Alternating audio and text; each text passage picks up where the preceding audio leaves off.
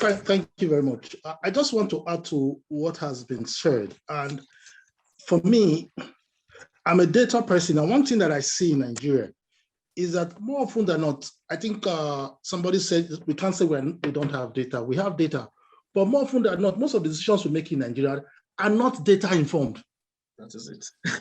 They are not data informed. We have the data, but we just make the decisions so that we say we want to make the decisions. And I think based on the question Joseph Ajayi asked, look, it is multifaceted.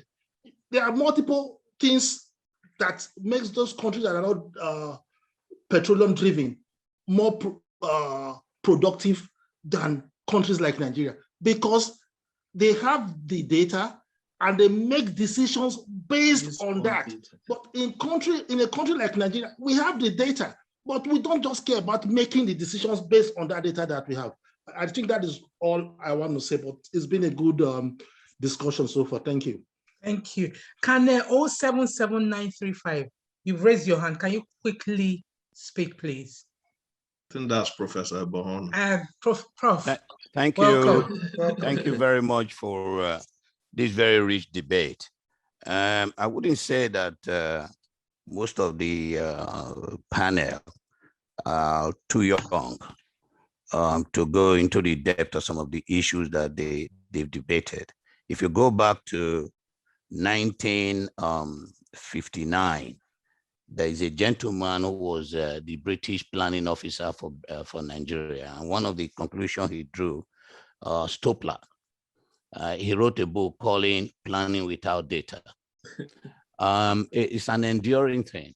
And the point made just now by our colleague to say that, why do you need data? It's only when you reach that level of planning and then you require data, and that is when the thought of data gathering and use of data becomes very, very instrumental.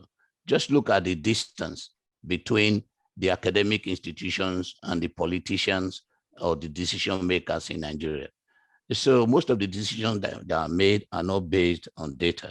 Now, the real question I want to ask is this. Everything we have said here since that have been used to denote development are nothing that you can actually find within our needs.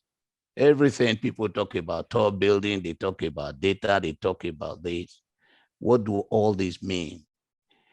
If you go back again to the traditional development theory between export-led industrialization growth and inward-looking industrialization strategy, you cannot be importing everything that you need, importing everything that you need and devoting your resources to producing everything that you don't need, hoping that the revenue you gather will be sufficient for you to engineer economic development.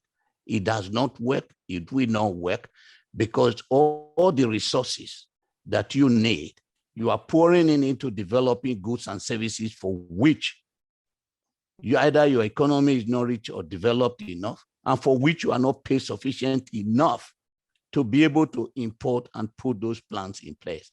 So I'm asking the panel, maybe another webinar will be set up to see if there's any merit in delinking. The Lincoln School of Economic Development is one that has not been touched.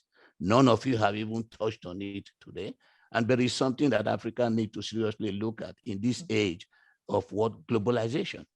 And when people are telling me today, they're talking about development here in Africa, even if you take technology in the developed country 50 years ago, it will still be a novelty, in some of these countries. Those things that we are taking that denote development in Africa today, who accounts for them?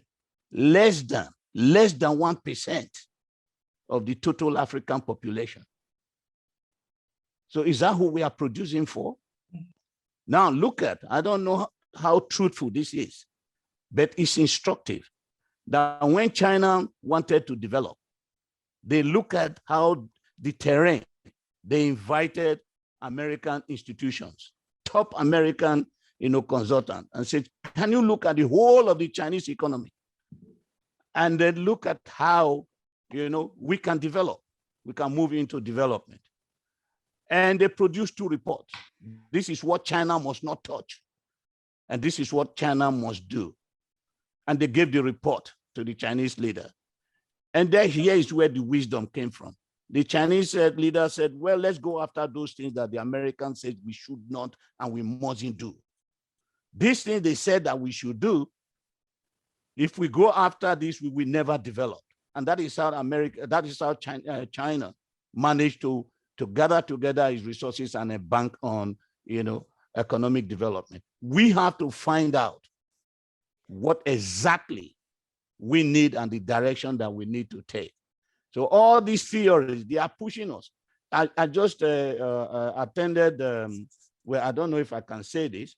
We just had our EGM.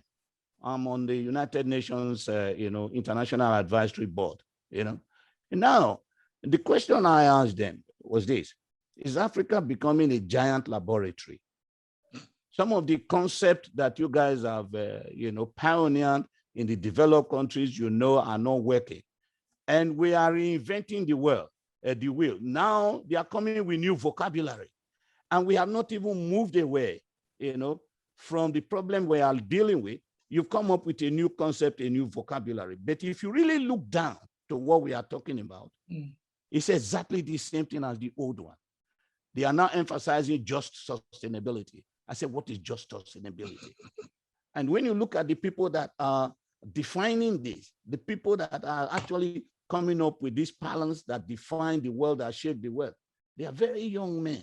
Some of them are even 21, 22, and whatever. But once the concept comes out, it is internationalized, it is pushed. That's it. Either you fall in line or you fall out. Either you are in with me or you are against me. Why would any government want to give loan to you as an individual and tell you you can only use this loan to buy my product? You cannot spend this loan elsewhere. And these are the products that you must use this money for. Even though what you need to develop your people is quite distant from this. So we don't have African Development Bank. Those ones we have is on paper. If you look at the people that put the money into those kind of resources, they are still the developed countries. When we are the richest continent with the richest mineral deposit on earth. And so let us not, I just like to end my speech by what one elderly man told me in Kenya. He says, the language you are talking here today, he said, is what I heard in my school days, in the 40s and in the 30s and in the 40s. Then he said to me, where did you school? I said, well, I'm based in the United Kingdom and so on and so forth. He said, you come and live in Africa, look at what we want, develop a technology. He said, do you know what technology is? Technology is not necessarily to us as aeroplane, cars, and so on and so forth. He said, technology for me is, look at what I used to cut this wood. Just design something that can elevate between this and the next stage. And then maybe my children will come or your children will come, we'll move up from that stage to the other stage. He said, right now, we are just replicating, the run that we had, 50, 60, 70 years or whatever ago. And he says, we cannot develop and we will not develop until we begin to think Africa, eat Africa, and wear Africa. Thank you.